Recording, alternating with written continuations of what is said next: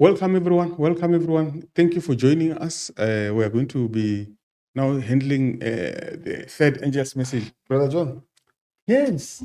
welcome back.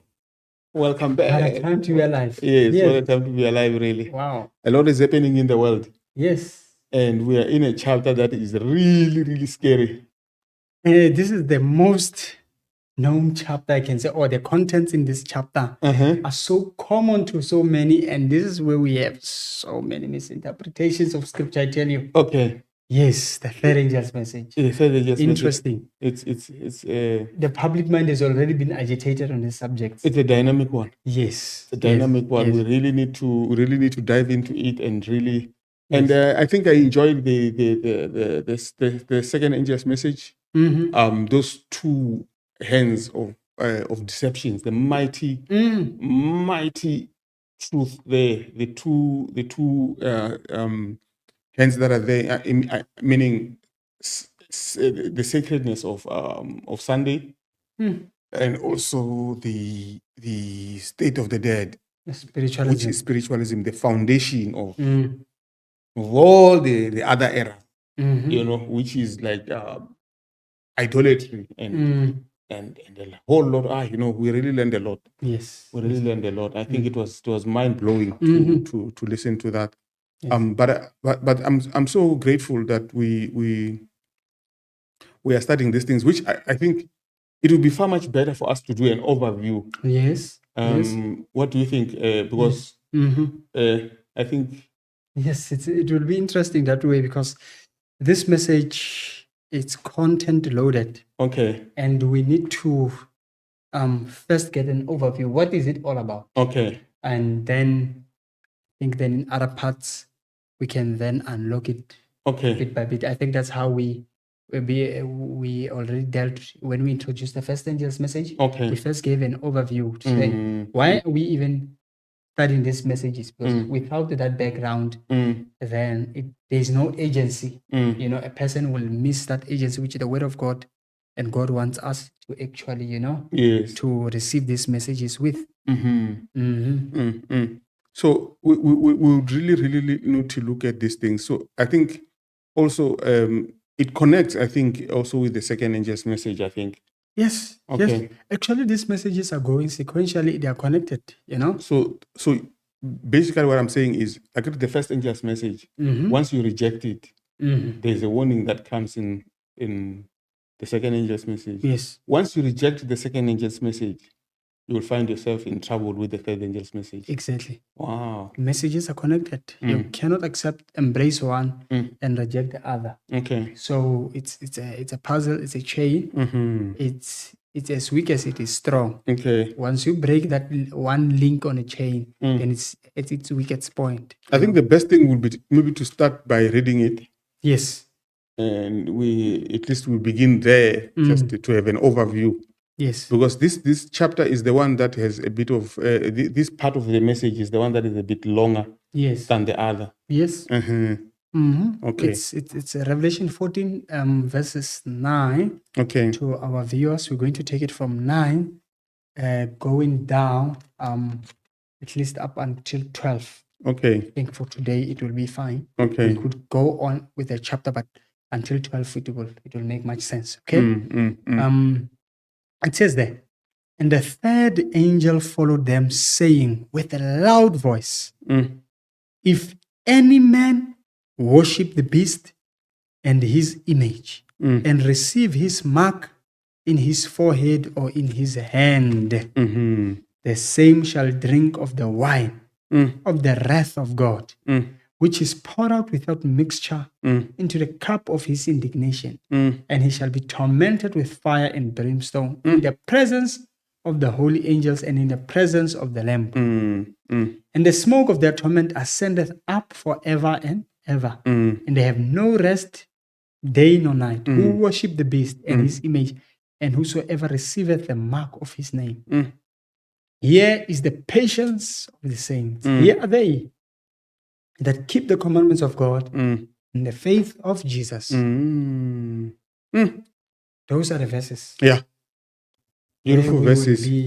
Our discussion will be based for tonight. So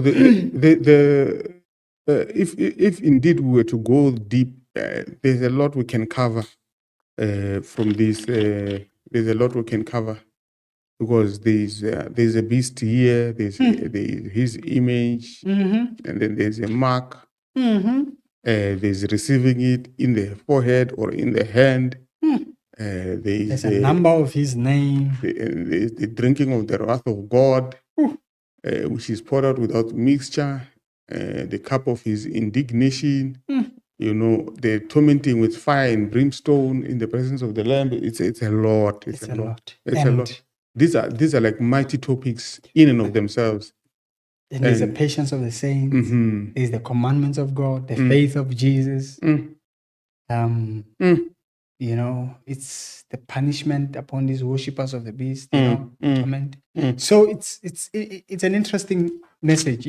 I think the main thing to outline, is that this message it's specific to addressing the issue of worship.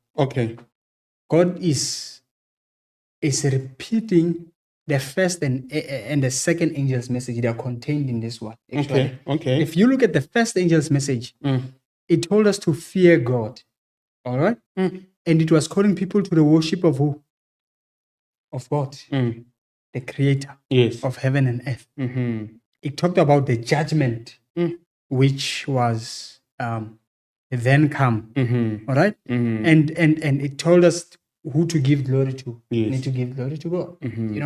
And now when you check the third angel's message, because we want to connect the first and the third, it also addresses the issue of worship. It's one, if any man worship the who now? The beast. You see, the first angel's message was calling people to worship God. Now, if you're not going to be worshiping God, here the Bible makes it clear. It's either going to be worshiping God according to exactly what he outlines in the first angel's message.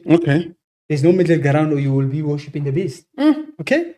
And also, in the second angel's message, we'll come back to the first, there is the part that tells us that Babylon has made the nations drink of her wine. And it's that wine of her wrath. When this Babylon system shows its anger, it deceives the world so much. It wraps the world in this delusion that if ever you're not going to accept that delusion and you're sober, it will go on to use issues of force. And that will become clearer as we continue to say, just as we had learned that Babylon anciently it used force. So it starts off being nice and cordial, using some flattery. And then if you don't believe, then it forces you to do what it wants you to do. Yes. Wow. And that's why when you now you realize it talks about the wrath of her fornication. On it says it made all nations drunk of the wine of her fornication. The wrath, there's wrath in that wine. It does not just come, it also is contained with wrath. It shows there's some force which is used there. But now look at God in contrast to that. In the third, he says now, also those who persist in worshiping the beast after they've received knowledge. Because remember, the Babylon system is worldwide in its deception. God also is delivering a message worldwide to all nations. So God says, after I've given you the first, I've warned you, and I've clearly revealed the second in the second angel's message, who is this Babylon and everything. Where is the deception? And you remain in there. I give you a last chance. This is the final warning. Those who will worship the beast will now receive all the wrath of God. So these messages are so connected that it's either you are going to receive the wrath of God, and that is, you'll be lost actually. Or you're going to receive the wrath of Babylon. We have already realized when we are reading that some will become martyrs after they will have received the wrath of who? Of Babylon. But that is the best thing ever. To suffer for who? For Christ. Your life, giving it out, laying it up and say, Lord, I give you my life, because either way you showed us first as an example. Yeah. You gave your life for us. Yes. So it's a best privilege. You know? So basically, dying, we're gonna die. Yes. Okay. You just need to choose on which side. Okay. The beauty of it is that if you die in the Lord, look, I think look at this. Maybe let's read this verses 13, because you mentioned the issue that there is a death. Precious in the sight of the Lord is the death of his saint. Okay. I think in Psalms it says that. In verses 13 says, and I heard a voice from heaven. That's Revelation 14, verse 13, saying unto me, write, blessed are the dead which die in the Lord from henceforth. Yea, says the Spirit, that they may rest from their labors, and their works do follow them. Yeah. So now, in other words, when you die in the Lord, this death will be necessitated by this crisis, which we are just reading in from verses 9. You know, this beast power. We're going to explain it in a short while, to say there is this beast which is going to exercise its wrath upon the children of God. But those who die, they are blessed according to the Bible. Okay. God says your works will follow you. Your influence will continue to live out and spread the gospel even when you're not there. You are no longer there. This we have seen it historically when the church went through persecution. The gospel actually, it got its impetus mostly when the Christians were killed. Actually, they declared the statement which says, our blood actually is the seed of the gospel. The more you kill us, the more you mow us down, the more you multiply us. So when you kill a saint, actually you are not reducing their number. That's more you multiply them. And that is the beauty, the precious blessing, that if you die, dying for the gospel, even if you live a life, a pure life, even when you have died, your works follow you. In a sense that you have died, but now your works continue to preach, even if you're no longer there. You know. So now, that is something which is important in this chapter, to realize that the first and the second angel's messages, they are connected to the third angel's message. The first angel's message called us to the keeping of the commandments, fear God. Here in verses 12, it does talk about what? The keeping of the commandments of God and having the faith of Jesus Christ. So it's like it's going to be a war of two ideologies here. Yes. There's going to be an ideology that forces us to keep the commandments of God. And then there's an ideology as well of Satan that allows us to break the commandments of God. And there's going to be this war, this clash this is going to be like the greatest climax of the war, actually. Yes. This is the final battle. After this one, after this battle, you'll see it in verses 14. It says, and I looked, Revelation 14, verses 14, and I looked, and behold, a white cloud. And upon the cloud, one sat like unto the Son of Man, having on his head a golden crown, and a what? A sharp sickle. Sharp sickle. What is the purpose? Verse 15, and another angel came out of the temple, crying with a loud voice to him that sat on the cloud, thrust in thy sickle, and reap, for the time is come for thee to reap, for the harvest of the earth is ripe. Is ripe. Wow. Verse 16, and he that sat on the cloud thrust in his sickle on the earth, and the earth was ripped. Who's doing this reaping? That's verse 14 again. And I looked, and behold, a white cloud, and upon the cloud one sat like unto the Son of Man. That the Son of Man, throughout the Bible, that title applies to Jesus Christ. So basically, from what we are saying is that when Jesus Christ comes, he comes after the preaching of the third angel's message. The third angel's message is the one that ripens the earth. Decisions are made. Okay. If you make a decision at this time, it's eternal. Wow. You can no longer reverse it. And God now knows it's either you're ripe for eternity. You will no longer in your lifetime make any mistake which will lead you away from God. And if you have rejected God, you have went beyond mercy. There is nothing ever God can ever do for you. Okay. You are ripe unto salvation. You know, in a sense that you have accepted Christ, you are going to live through the principles of the kingdom. Wow. Or you are ripe unto distraction, meaning that your life is so disorderly, it is out of harmony with God, that God says, I accept your choice and it's okay. So basically, we've not seen anything like this. We have never seen anything like this. And this on its own, this thing showing that when Jesus reaps the time of this judgment, first thing in the cycle here, because it happens at the second coming of Jesus, when now this is the end of the world and he comes. We covered that in the first and just message. At the judgment, when Jesus comes, it's over. He gives the rewards now, and that tells us that there is no second chance beyond the grave. There are those who preach that even after a person has died, they can get second chance, or maybe the church will get, maybe Jesus will give us a second chance if we are lost. No.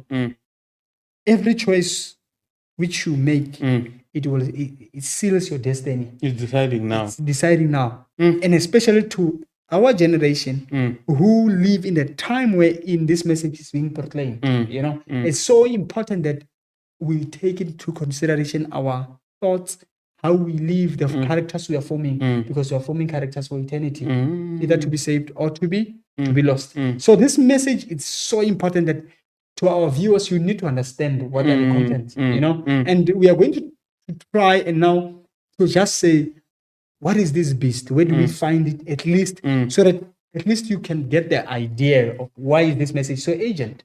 So basically, we are going to get to a point where the enactment of the time of Noah, where the whole earth now was divided into two. It was Noah with his family against the whole world at that time.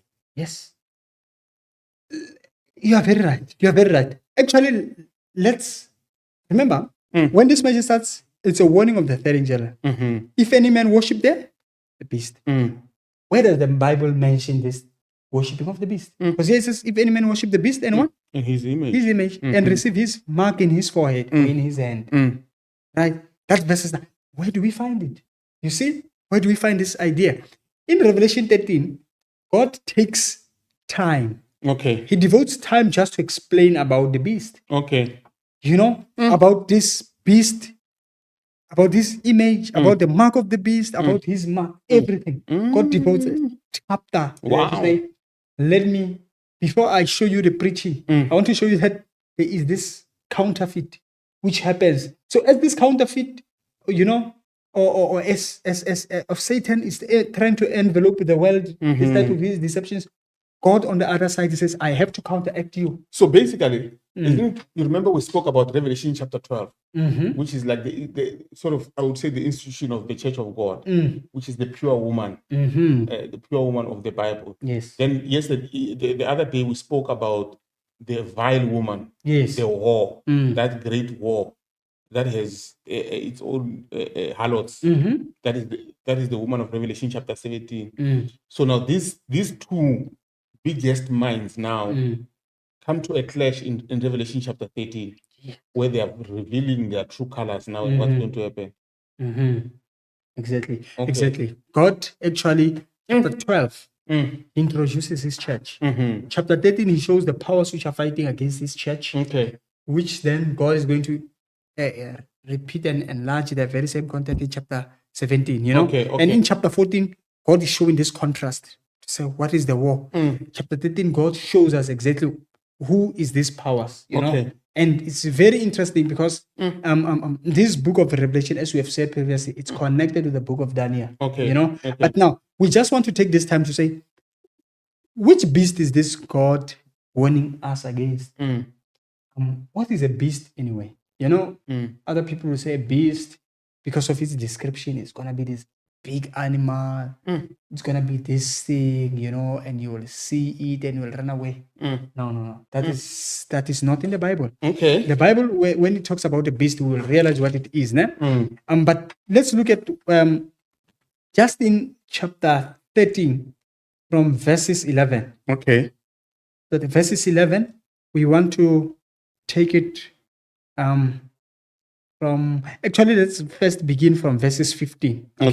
15 to 18 first, just to say, what is the beast? Where do we find this beast? And verses 15 says, and he had power to give life unto the image of the beast. That the image of the beast should both speak and cause that as many as will not worship the image of the beast should be killed.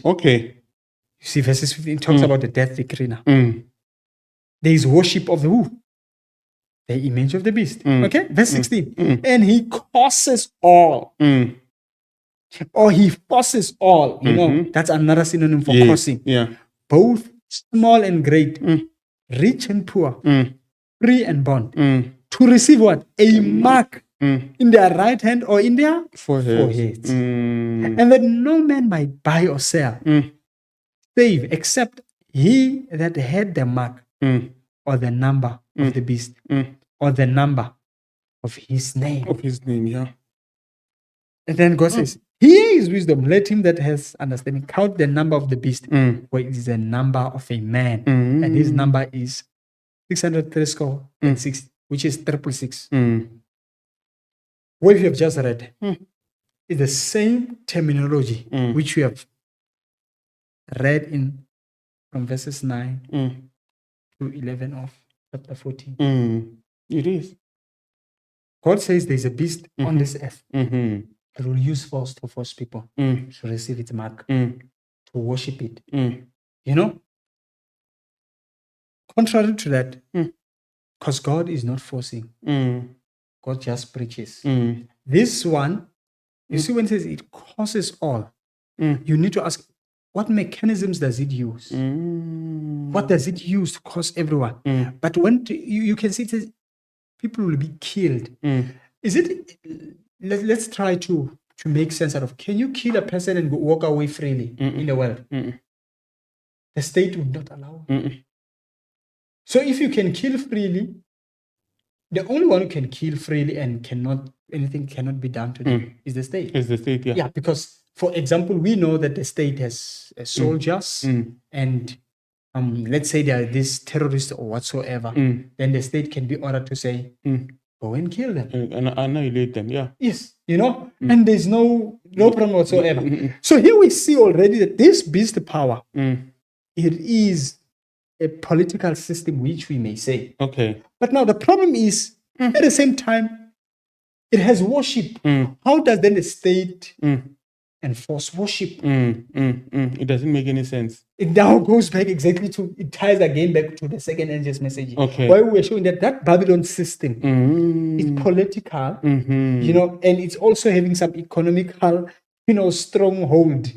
Because here it talks about that you cannot buy or sell without the mark of this beast. So it means there must be a union of politics and a union of religion together, and then these two things will be able to fight the battles of Satan. Yes. Okay. And wow. Hence we are saying death is coming. Yeah, this is going to be interesting. On this side. Yeah. You know, and worship, you gotta worship the Lord, basically worship the beast. This is like a history's coming climax, ne? Yes. This is the climax of history. This is where we'll be reaching the final climax of the wars, that everything that we have ever seen in the world. Wow. And wow. It's so interesting that I am interested in how the Lord fights this battle. I'm interested in that the Lord does not use any military strength or weapons to fight this battle. He's going to win this battle just by preaching the gospel. Wow.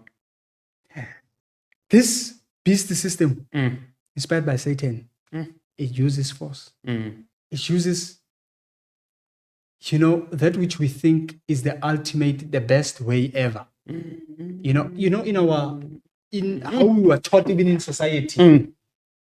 If you're having a problem and you cannot solve it, you think the ultimatum is to do what? Is to force. Is to force and fight, kill if it means that. Yeah. But the principles of God are the principles which they are preaching. They are after conversion. Okay. God is not a God of force. He believes he can fix the problem in the world. He can fix the problem of morality, any of the problems, just through the preaching of the gospel. The gospel is the most powerful instrument which God has. And we should cherish the gospel like nothing else. Wow. nothing else. To our viewers, as we are studying these things, you need to see that God is fair. He could annihilate the system of the devil if so instantly if he wanted to use power, but God is allowing his character to be seen, that he's a God who's fair, and he's going to allow his people to go through this crisis. Some will even be killed, dying for truth. They will reveal that they stand for Jesus Christ, and that's how God is going to win this battle. Oh wow! And hence now, in verses 12 of Revelation 14 says what? Here is the patience of what? Of the saints. Patience is revealed when things are tough. Yes. And yet you are holding on to faith. It says, here is the patience of this. Here are they who keep the commandments of God and have the faith of Jesus. In the midst of this struggle, we are going to see the saints having the patience of Christ, the faith of Jesus. This faith of Jesus Christ himself, when he goes to the cross, he manifests this serenity, this peace, which shocks the Roman soldiers. Yes. He does not retaliate. And yet he conquered, he became victorious. Okay. In that character. Wow. And that's why we still sing about salvation even today. Wow. And this is just an application to say, if you have any problem, whether it's in your family, in a relationship, or with force, it's not the way to go. Never. You may win the battle, but you would have still lost it. You've still lost the heart. Yes. It's only love that conquers the heart. It's only love which conquers sin. It conquers anything. Yeah. Love. So this message are messages of love, basically. When we're preaching the 3 angels message, it means we are not preaching a message of fear and saying to people, you will be killed. No. We are saying, this is the most loving message ever. To suppress this message is to allow people to go and receive the mark of the beast. Wow. Because that is that it comes with deception, it comes with force, and people are going to accept it, the errors, and they will be lost. Because so many people don't even care about preaching this message. They don't even want to devote time on this message. Stop scaring people. The book of Revelation is the most book which is not read in churches. If there's a book which is the most important in the Bible, which is the least read, is the book of Revelation. Its title is called what? Revelation of Jesus. Of Jesus Christ. Yes. But this is one which is called the scariest. Those are the book of beasts. Yeah. If you hear a person mention the book of Revelation, you're even thinking, where is he going to be reading? Revelation. Did he quote the verse correctly? Or what is he trying to do? The enemy has tried to suppress this truth. And we are glad that God has allowed us, you viewers, to discuss this book on such a platform. And we want you to engage on this matter. What do you think of these messages? As we are going to try now and uncode now to say, okay, we've seen where we have just read, it talks about the beast, but what is the idea behind all this? Okay. Yes. We're living in interesting times. One thing before we move forward that scares me even today, that scares me to my bone actually. Like it's frightening. When I look at how Satan was able to make sure that he deceives the Jews with regard to the Messiah, that scares me. That the people who were waiting for the Messiah, who were dreaming about the Messiah, whom it was their hope, to see the Messiah, when he finally came, they killed him. Wow. It means they could not recognize him. What did Satan do that removed this agency of the Messiah in their lives, that they never cared about him? That even when he came, even when the priests were holding him and they're blessing him, they could not recognize this thing. It was just an ordinary day to them. Wow. And then they ended up killing him and still could not even see that, hey, man, we are not doing this thing service. Yeah, God has spoken and we are not. It means there was so much deception that people were removed from the Bible that they did not even get time to realize that now, when they are preaching about the Messiah to come, they are no longer preaching about the right Messiah. Wow. And which is what I think, it has worked for Satan. I mean, you must give him credit. That thing, he was able to deceive a lot of the Jews, the entire nation. And then it shows me a microcosm of what he's going to do even in these times. Yes. That a lot of people will be preaching about Jesus is coming, Jesus is coming. We've got a very nice song we sing as Tonga people. That, yes, mala mala ita biwa. It's a beautiful song. I mean, I wish I could sing. But when we really look into the things that are going to cause that, like what we have read in Revelation chapter 14, we see that a lot of people are not ready. A lot of people don't even know how these things will play out. It's a mystery. And then a lot of interpretations are flooding the world, like no one else. And people are not aware of the real issues that involves the second coming of Christ. So it's a terrible thing that I think this is much important for us to really study this issue and set the record straight. And we don't know it all, isn't it? We don't know it all. Let's study together. If you've got any comment, if you've got any question, if you've got any clarity, if you want to clarify something that we've missed, you can put it in the comment section. And let's discuss. Let's have a dialogue in these things. We are all learning. We need to just learn, all of us, and be as humble as we can while we are discovering these truths that are contained in the Word of God, so that our salvation may be saved, may be realized, and we may not be lost. No, then let's dive in, Brother John, deeply now into unraveling what this is all about now. Okay. The first entity, let's read just Revelation 14, verse 9 once more for emphasis. And the third angel followed them, saying with a loud voice, God is calling your attention. When I speak with the highest tone, the highest pitch, the loudest voice, even if you are not, it's like when you're talking to them and maybe they are not sober, and you scream and they will, you are making them sober. Yes. The world is drunk. Yeah. The wine of Babylon. And God says this message must go with a loud voice. In other words, loud voice is anything which is going to arouse people. Okay. In other words, when we preach this message, we must preach it with such force.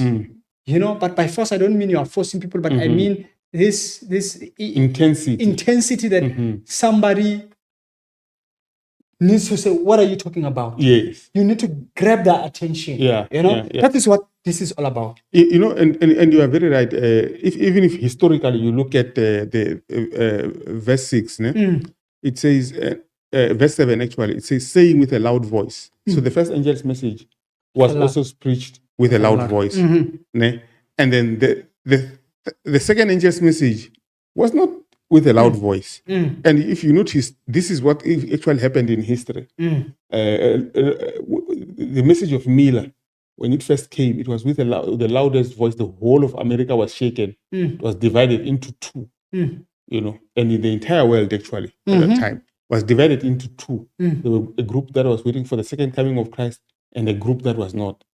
And it was the loudest message ever. But the second angel's message, when it came, it was muffled because it was not with a loud voice.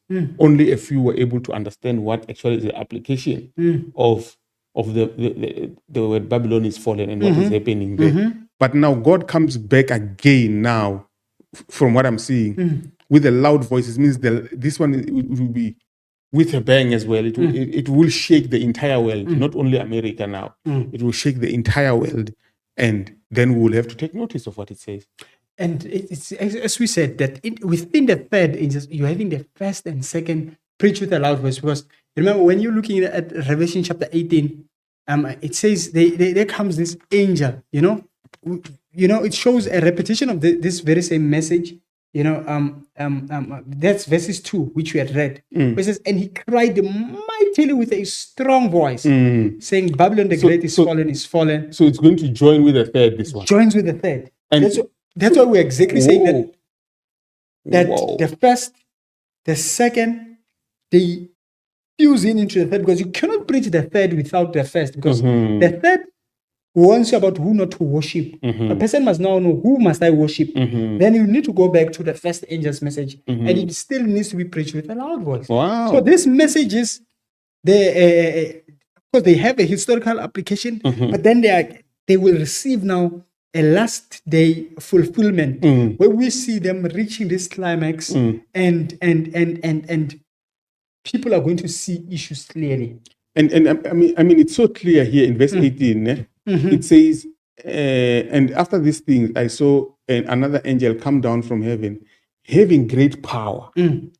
Like this, it means the church is going to preach this message with such power that is unprecedented, that has never been seen. And it says, having great power, and the earth was lightened with his glory. It means the whole earth will understand these things. Yes. We will have to understand the light of God will not be hidden here. It will be so clear to everyone because the whole earth will be filled with his glory. And he cried mightily with a strong voice, saying, Babylon is fallen. Yes. The great. So it's a repetition of the same of the same. So it's going to climax in that even the whole earth will be lightened with the glory of God. So every one of us will know. It's very important to see it that way, because if you're gonna think that, because why is it important to understand the first, second, and third, existing in the same timeline? It's because if you try to isolate these messages, say this one can preach it any other time, then you are running a risk of neglecting the most important parts of the message. Yes. Because then this message comes as a package. God gives the first, He gives the second, He gives the third. They are having the order it's in such that, of course, God wants to prepare you. What makes you accept the Lord? It's not necessarily the third angel's message. If you have love for Christ, the first angel's message should have moved your heart. Yes. The second and the third are more of a warning and for emphasis purposes. So in other words, if you only preach the third and say, no, this is only the time to preach the third angel's message, we're done with the first. People will hear you as you're preaching fear to them. Yes. They say, this person said he's a beast. Because the third says, if any man worship the beast, there is the wrath of God. The person, wow, I don't want the wrath of God. Let me just find myself on the side of God. Then they are lost. So they need still the first. You don't worship the beast, but you need to worship the Creator. Then you are coming back to say, no, this is the same package. So it's very important to see that way. And now, as you have said, to say we need to dive in here. What is this beast? Okay. What is the beast? First thing, we will look at the symbolism of a beast. The beast is a symbol. How do we know that? In Revelation 13, where we have started there, let's just look at verses 1. Verses 1.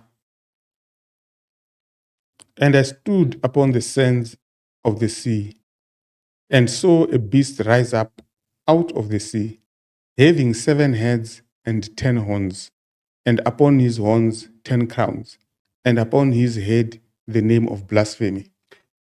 So he sees what? A beast. Okay? Comes out of the sea. Those scary things. It has a name of what? Of blasphemy. It has the name, this beast. We are not told its name, but what we know is that its name is a name of what? Of blasphemy. Of blasphemy. Okay. Okay, let's read verses 2.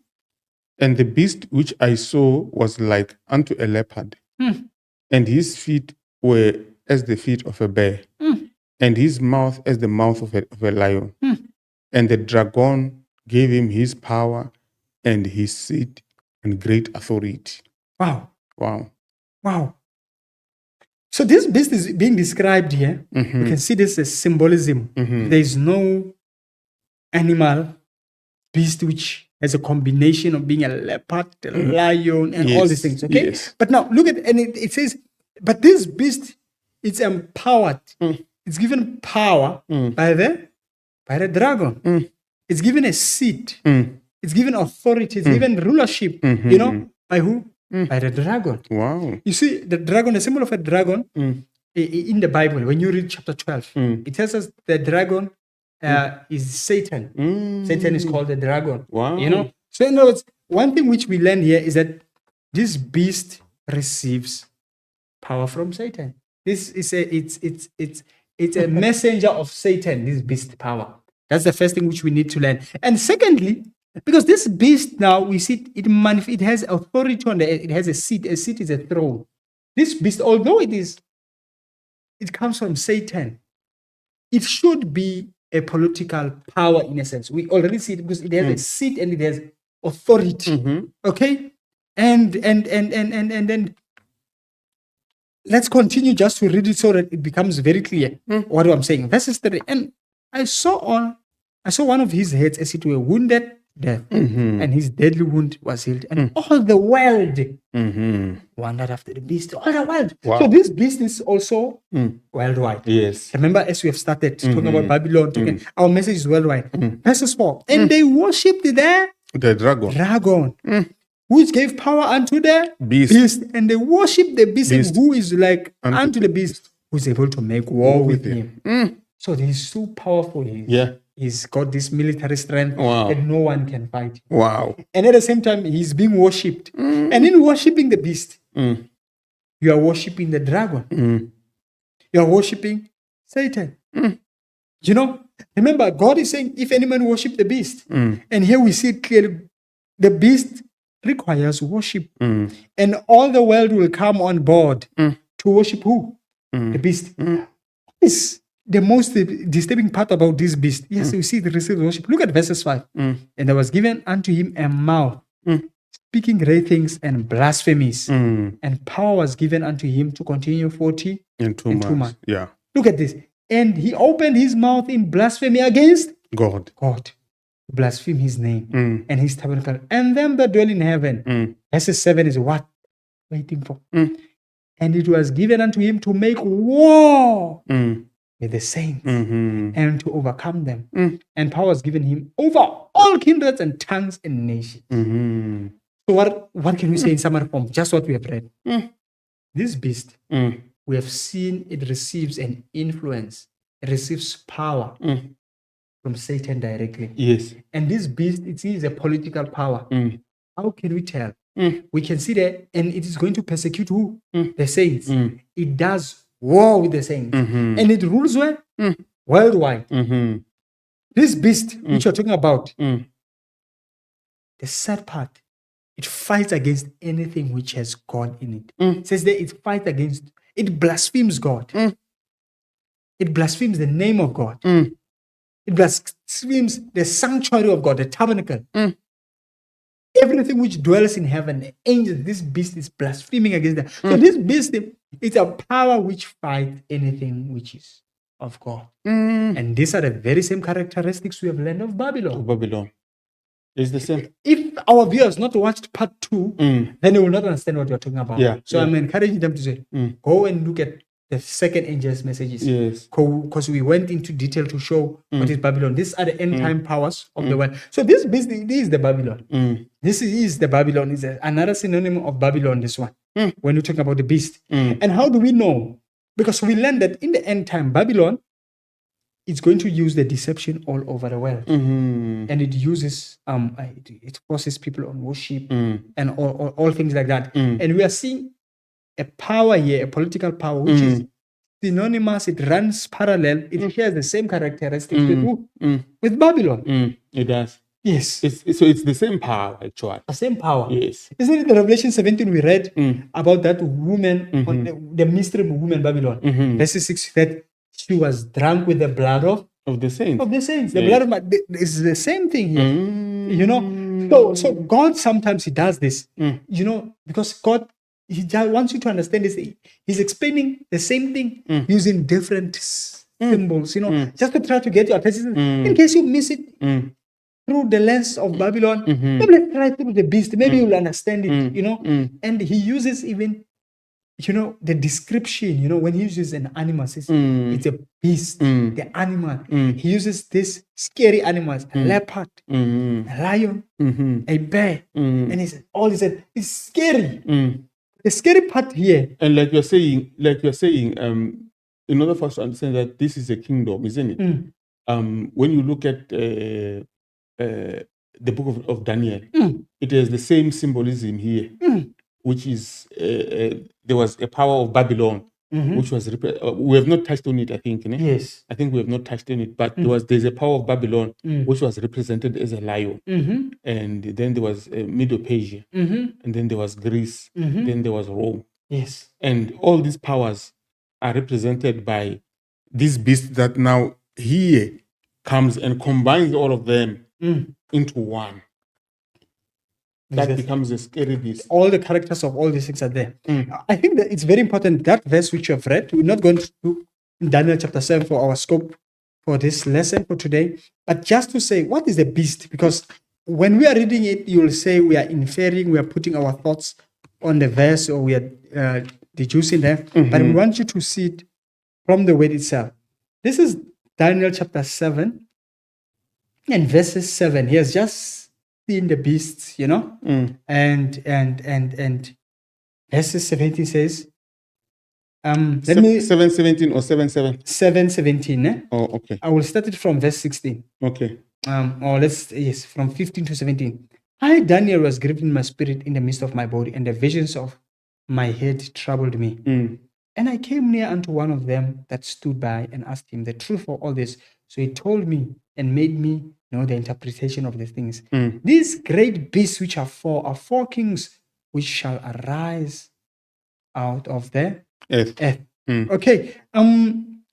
What were those beasts? I just want to show what is this dream.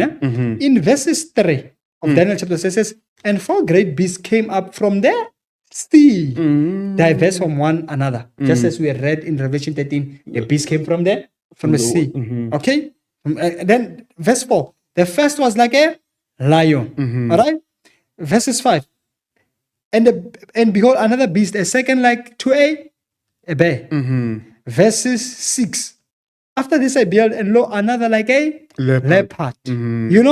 So then verses 7. After this I saw in the night visions, and behold, a 4th beast, dreadful, terrible, and strong exceedingly, and it had great iron teeth. It devoured, it brake in pieces, and stamped the residue with the feet of it, and it was diverse from all the beasts that were before it, and it had 10 horns. What are we saying here? This is the same terminology which we have read about in Revelations 13. So to our viewers, we're saying beast in Bible prophecy, the symbolism here. When the Bible decodes it, it says beast represents kingdoms. And in Revelation 13, therefore, we are talking about a kingdom which reigns on this world. And this kingdom, as it reigns on this world, it's used by Satan himself.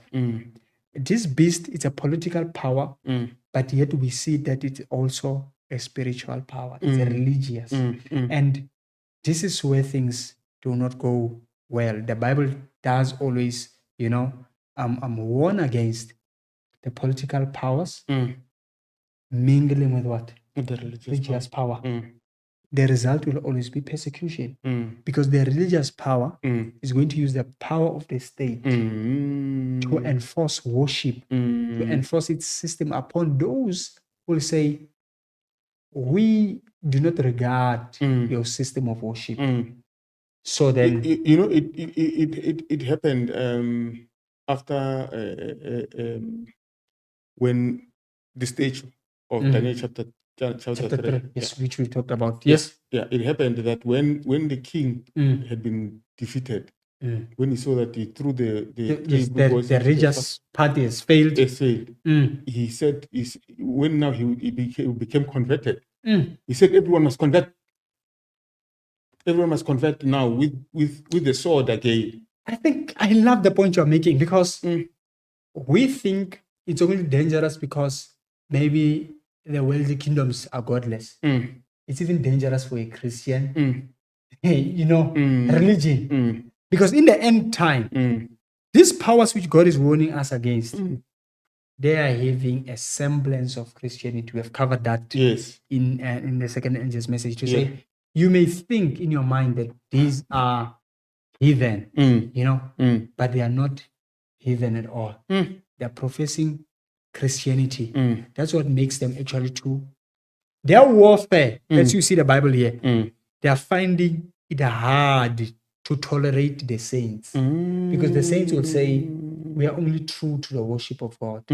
Those who are not saints, because I'm not worshiping anything whatsoever, it's easy for them to compromise and say, no, it's fine. Their religion is not. But our religion is so jealous that we feel it that we cannot mix, we cannot compromise. We cannot compromise our faith in worshiping something else. We love God so much. And that's why this power was an apostate a form of Christianity, then it fights against the Christians. So the worship of the beast, in a nutshell, it's going to be worship, which is going to be global as we see it there. Okay. Everyone in the world, whether you're atheist, whether you're Islamic, you're a Buddhist, you are a Christian, you are an African traditionalist, at the end of the time, all worship, it will be that which comes, its influence comes from the beast power.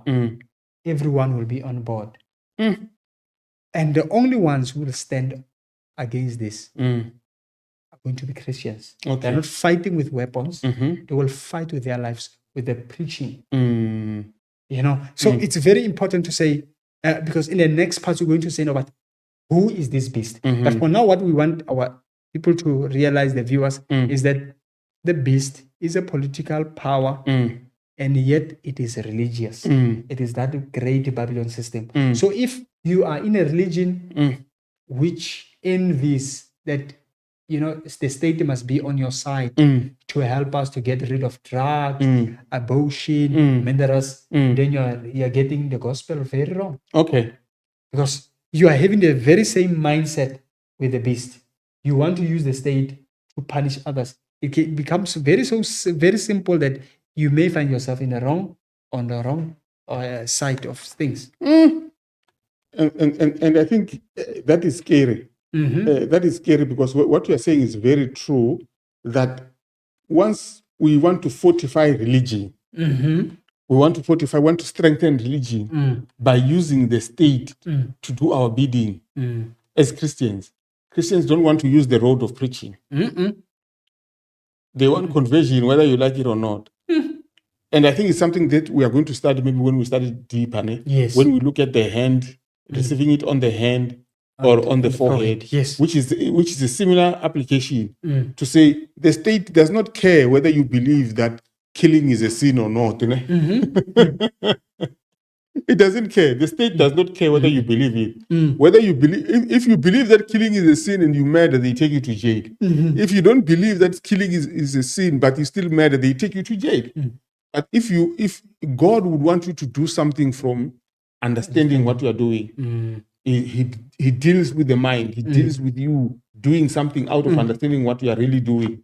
So, but then if we adopt, then it means if we adopt the state, we are going to use force. And force does not care whether you believe or not. Yes. Right now in South Africa, whether you believe that a woman should be beaten or not is immaterial. If you beat a woman, you are going to jail. You're going to jail. Yes. So whether you believe that should that can be done, a woman must be disciplined or what, it doesn't make any difference.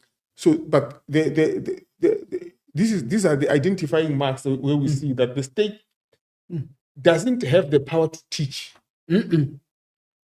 It lacks the patience to teach. It does not have the time to explain itself thoroughly for you to be converted. And God allows the state to operate on its own realm. Yes. To say, state, I give you all the power to deal with all the social aspects. Yes. Anything which is social, I give it to you.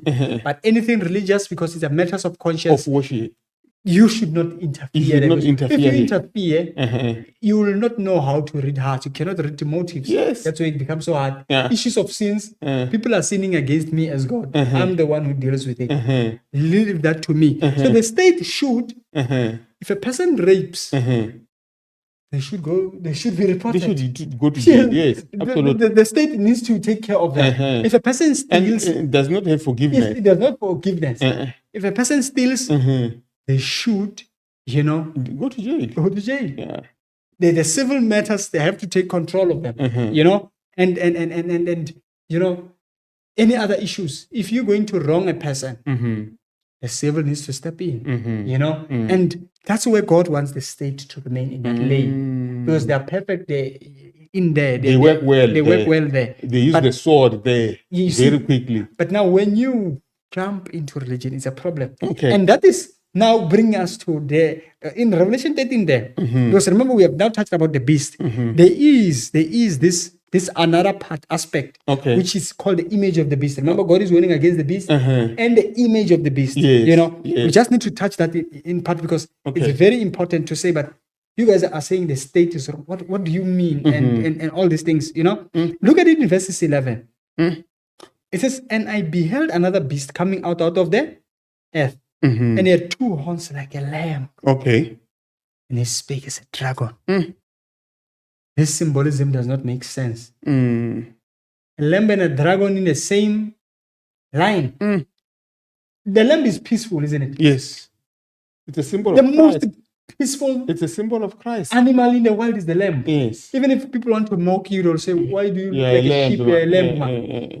So, but a dragon, we know. Throughout the Bible, when we're talking about the dragon. Yeah, you know. It's scary. Yeah. Dragon, that's why it's a symbol. It breathes fire. Fire, death, persecution. So here there is this beast. A beast, remember, we've just identified it's a kingdom. There is this kingdom which comes out where in the earth, where we live. He has horns. Horns, where we have read, if people would have read, they would realize in Daniel chapter 7, it still stands for a lamb. Actually, it's not a lamb. Horns are still a kingdom, but they emerge from one which was already established. Yes. That's why in Daniel we had a beast out of the beast, then there are these 10 horns, which shows that these other ones, they emerge from the one which existed before, just like here. So this now you're having a beast here, but out of this beast, then you are having 2 horns. So this one, in this political power or system, you are having these 2 other kingdoms, I may say, and it says, and it says they look like a what? Lamb. They resemble Christianity, or they resemble the principles of Jesus, but later they speak.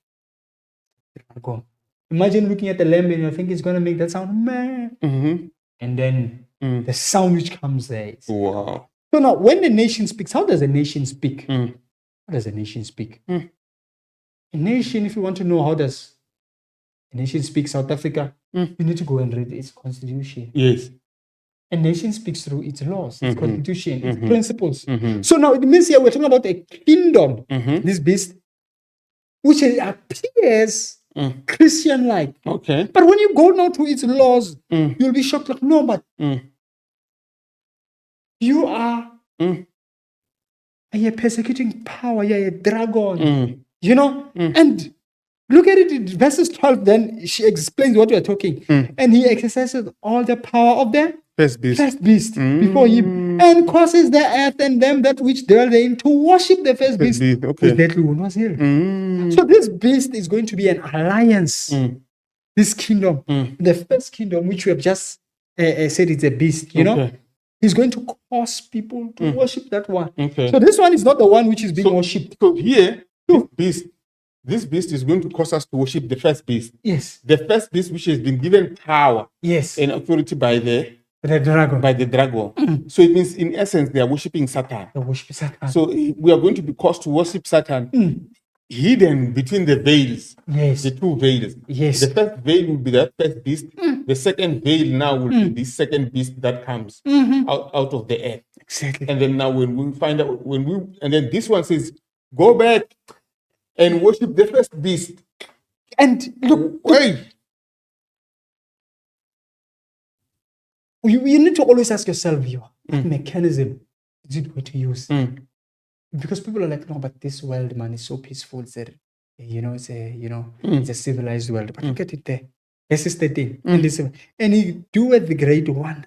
Okay. So that he maketh fire come down from heaven on the earth in the sight of men. And verse 14, and deceiveth them that dwell on the earth by the means of those miracles which he had power to do in the sight of the beast, saying to them that dwell on the earth that they should make an image to the beast, which had the wound by a sword and did live. So here, look at what this beast, as it comes, miracles are the first. Okay. Our world is enveloped with miracles. Yeah. All religions. Remember, we have touched that in the second angels message. What makes people worship idols and Satan and this? It's because they are miracles. There are things. Things which they. So here, this business is doing the most supernatural thing that this even fire comes down from heaven. The Bible uses this symbolism which we saw, anciently in the book of Kings, where Elijah, makes fire come down from heaven, and people now worship God and like, wow, we know there's this, there's God in here. This beast is doing the very same thing. So it's going to mimic the Elijah fire. Yes. And fire will come down, and then when fire comes down, then he points us to say, go the worship. same way as Elijah pointed people to the true God. Yes. He's going to say, go worship. So this tells us that these miracles, this fire coming down from heaven, this also, it has a semblance of Christianity in its power. And this is the one which makes the image. An image is a mirror, no? So, when you say it's an image of the beast, its principles are a reflection, are an image to the first beast which was before it. Then it's called the image of the beast, and we are told here it's going to cause people to worship that one. What happens if you do not want to do this thing? The ultimatum now. Verse 15, and he had power to give life unto the image of the beast, that the image of the beast should both speak and cause that as many as will not worship the image of the beast should be killed. Remember, the first beast, what did it do? Which we are reading there. It tells us that it's given power to make war with the saints and to overcome them. Why? Because it is blaspheming God, and the saints will never stop to preach against any power which is going to blaspheme God. They are going to expose it, and as they expose it, these systems become so jealous and they are infuriated with that. That what do they do now? They have to pass a death sentence to kill the saints. Because verse 5, it says, and there was given unto him a mouth speaking great things and blasphemies, and power was given him to continue for 42 months. So he worked tirelessly for 42 months. We can decode that, but I don't think that is for today. No. And he opened his mouth in blasphemy against God, to blaspheme his name and his tabernacle and them that dwell in heaven. And it was given to him to make war with the saints, and to overcome them. And power was given over all kindreds, tongues, and nations. Do you see that? Yes. He was doing that the whole world. That's scary. That's what we are learning here to say. Of course, we're going to get, in the next session, we're going to try and uncode this. But the overview as what we are giving here in a nutshell is that what God says when he warns against the beast and its image, he's warning against two powers which are very strong in the end time.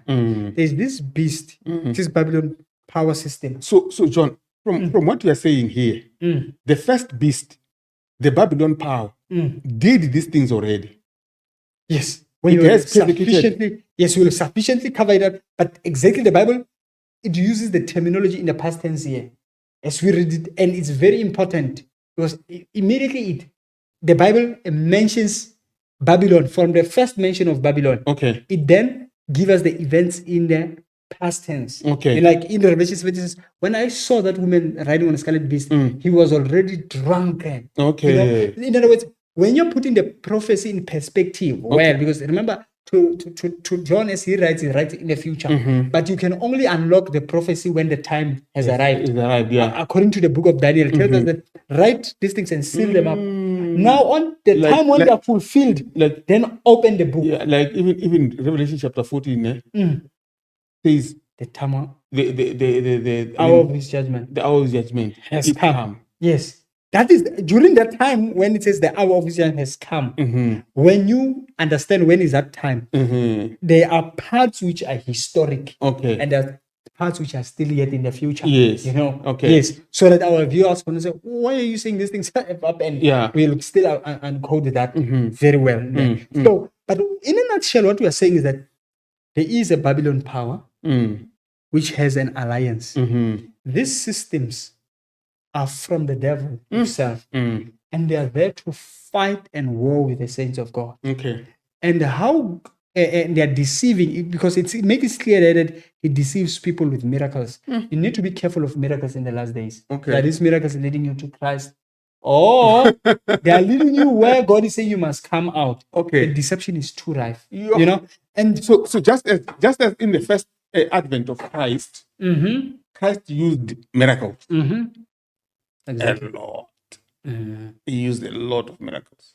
So this power now, in order to cement its authority and to make us to worship the beast, it makes miracles. Yes. So it counterfeits the work of Christ. Exactly. Huh? Exactly. But what made people follow Christ? So you're saying I cannot rely on miracles? Yeah, exactly. What made people follow Christ mostly was miracles. You know? Yeah. But miracles in themselves, they don't have much power to convert. Okay. Because they saw the miracles of Christ, but they were as good as they went, but they were limited to convert the heart. They couldn't convert the heart. Okay. People saw them, but yet they crucified the very same Christ whom they had witnessed him doing miracles. Okay. He did all his miracles publicly. Okay. Even when they could arrest him, he asked them, "What sin have I done?" I've always worked in public. They say, no. You know, in other words, miracles, yes, they are good. We are not against miracles. They are good. We believe in miracles. And we always pray for miracles to happen in our lives. But we're saying miracles are not a conclusive evidence that the person is used by God, that you must follow them. Because Satan then uses miracles, knowing their power, to allow you to his side. And that's why in the end times, the enemy will use first miracles to get so many people on his side. When he uses now force, actually, if you look at it very well, we need to be scared. You know, what I'm realizing now, what I'm realizing very well here is that the whole world in the last days, they're gonna be deceived by these miracles. The issue of force here is not necessary to force people to believe. The ones who are deceived are already deceived. The issue of force is to try to get Christians to compromise, to abandon their faith. In other words, the one who is going to abandon their faith, he will abandon it because of fear of being killed.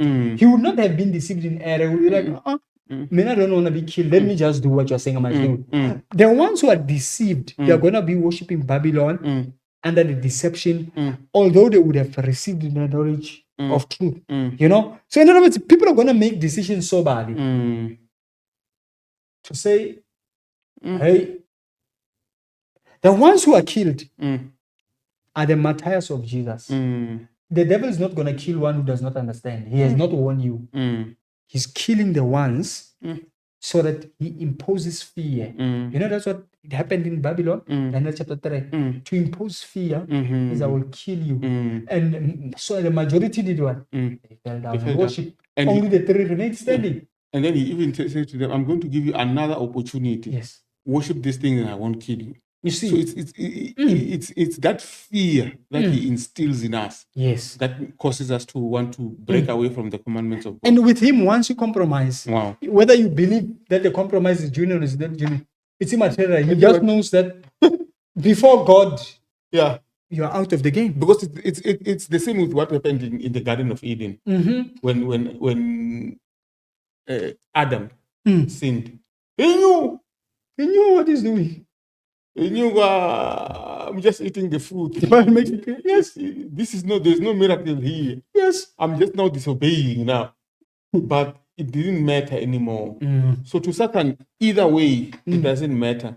Whether you believe or you don't believe, as long as you do as long as you do it, and your allegiance is not to God, he has won you. He's won. That's what he wants. Okay. So now, in a nutshell, I may say, because I think for our viewers, what we have now poured out, I think for digestion, it should be enough for them to say, we have covered the overview sufficiently, because now what remains is for us to now come back and say, now we're going to go to the symbols one by one in parts. Okay. So we're explaining part. This is the entire overview. Okay. To say in the last days, the people of God are confronted with these beast powers, these kingdoms, which are political, religious powers, who are going to be a threat to the people of God, who will not be deceived by the miracles of Satan, who would have been staying on the word of God. Okay. You know, Okay. and God is interested in the people of God now to say, you who understand this issue, I want you to share with those who are deceived. You must even warn them in beforehand to say there's this which is going to happen. Okay. Because the wine is so strong. It's a strong delusion. You know, that in other terms, in the Bible, it says, those who do not believe, who have love for truth, are going to fall on deception and they will still feel like it's the truth. Wow. You know, it's so important that we have a genuine love for truth and we give ourselves time and energy to say we want to study and understand these things.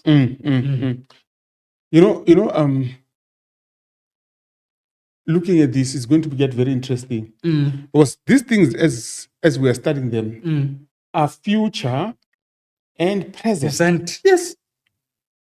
We are living in them. Revelation chapter 14, from verse 9, we are now living in the implementation of this chapter, and it's something that is so real you can test it. It becomes clear because so many Christians are now aligning with the state. Okay.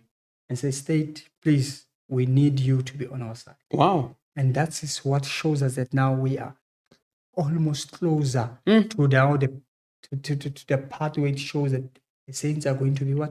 To be persecuted very soon. Okay. You know, because at first, do we need to see these things coming together openly, you know, the alliance of Christians and the political powers. Tell me, the deceptions of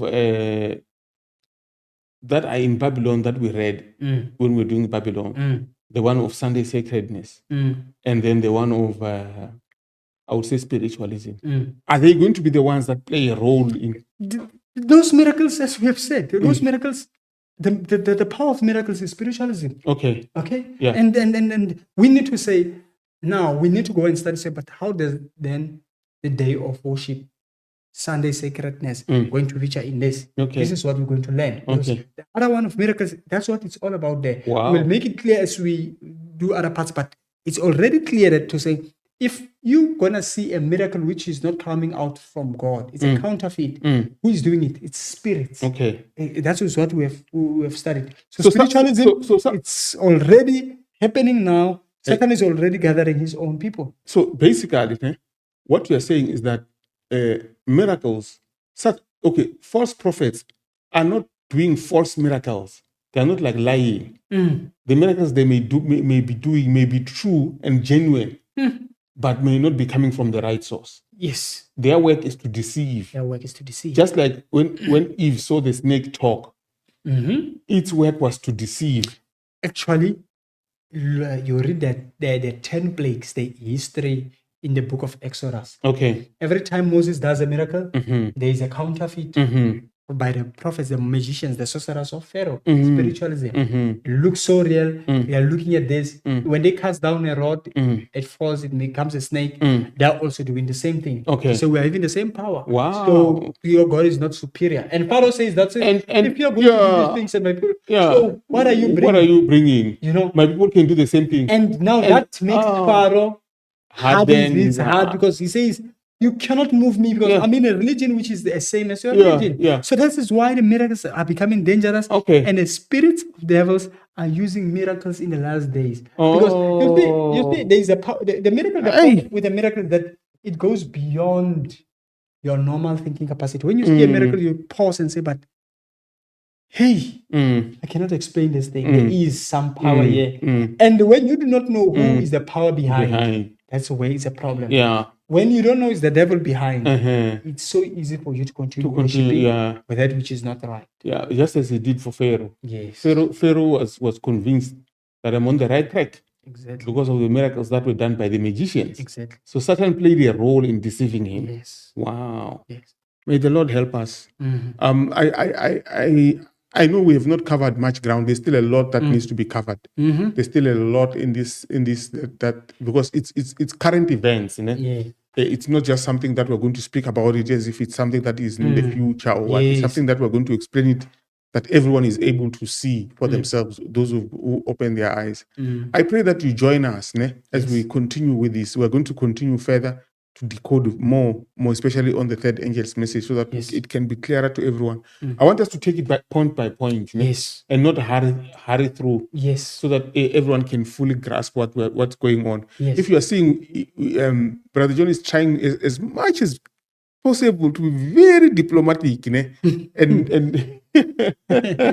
and not ruffle any feathers here, because we are trying to say let's learn together, and not be as because some of these things can be so scary that you feel like, you know what, I want nothing to do with them. Exactly. Yeah. So we want the Bible to explain itself. So please do tune in, join us in the next parts when we'll be doing with this thing now. So who is the beast? What is 666? What is the mark of the beast? What is the image of the beast? Actually, what are even these commandments of God? And all these things. Yes.